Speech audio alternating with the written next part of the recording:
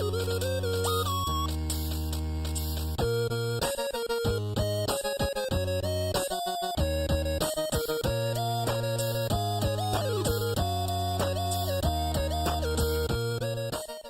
à toutes, bonjour à tous, bienvenue sur Comics Party, ravi de vous retrouver aujourd'hui. On se retrouve pour parler de deux villes, les deux plus grosses villes d'ailleurs de l'univers de DC Comics.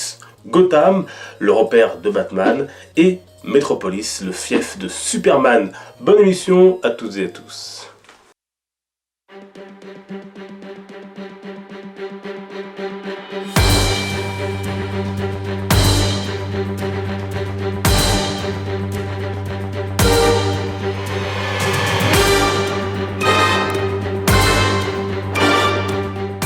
Gotham et Metropolis, deux villes de l'univers de DC Comics que tout oppose.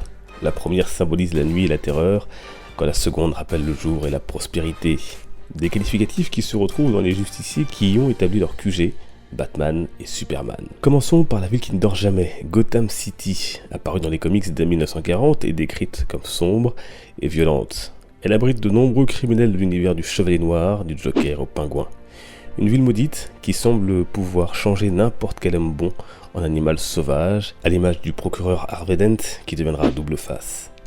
Les familles mafieuses y font également la loi, comme les Maroni et autres Falcon, et que dire de la police en grande partie corrompue. Si l'on s'en réfère au travail d'Alan Moore, la ville a été fondée par un Norvégien et est vite devenue au fil des années un lieu de perdition. Une ville damnée qui, tel un cercle vicieux, sera meurtrie à de nombreuses reprises par les criminels qu'elle a elle-même engendrés. D'autres, comme Ra's al Ghul, en feront le théâtre de leur doctrine, ce dernier voulant la décimer par un virus, par exemple. Mais l'un des passages les plus marquants et durs pour la ville reste le tremblement de terre de 7.6 sur l'échelle de Richter, qui la coupe du reste des États-Unis dans No Man's Land. La cité est alors livrée à Black Mask et aux autres criminels comme Killer Croc ou l'Épouvantail. Plus récemment, on a fait la connaissance de la Cour des Hiboux, non sans lien avec la famille Wayne qui contrôle depuis des années la cité et qui commande à sa destinée. À lire dans les deux premiers tomes de l'ère New 52 de Batman, d'ici Renaissance en France. On notera que le Manor Wayne est généralement situé en bordure de Gotham, quand la tour Wayne, elle, y est généralement placée en plein cœur. L'un de ses quartiers les plus tristement célèbres reste Crime Alley. Il tient son surnom du meurtre de Martha et Thomas Wayne, qui a été commis sous les yeux de leur jeune fils Bruce. On notera que c'est également là, quelques années plus tard, que Batman y croisera pour la première fois Jason Todd, futur Robin, essayant de lui voler les pneus de la Batmobile. La noirceur de la ville est montrée dans la plupart des œuvres télécinées dédiées au Chevalier Noir, de Batman 89 à Batman la série animée, en passant par la trilogie de Christopher Nolan. Enfin, une série centrée sur les débuts de Jim Gordon en tant que policier et la vie du jeune Bruce Wayne porte le nom de la ville. Diffusée aux États-Unis, elle dépeint un lieu sombre, peuplé d'être corrompu et irrécupérable. Voyons à présent la ville lumière, fief de Superman, Metropolis, la cité de demain comme on l'appelle, et donc tout simplement l'opposé de Gotham. Ville riche et moderne, elle est sans cesse en mouvement. Si Superman n'est pas étranger à son aura internationale, on ne peut négliger les actions qui a mené Lex Luthor avec son entreprise LexCorp. Il y développe des projets architecturaux, scientifiques et technologiques sans précédent. Le journal Le Daily Planet où travaille Clark Kent ou Lois Lane est l'un des fleurons de la cité.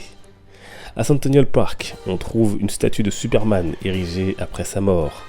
Superboy y aura aussi le droit à la sienne après Infinite Crisis. On notera aussi l'appartement de Lois et Clark après leur mariage qui n'est autre que leur cadeau de la part de Bruce Wayne. La ville sera aussi le théâtre de nombreuses attaques de criminels, arrêtés par Superman bien sûr.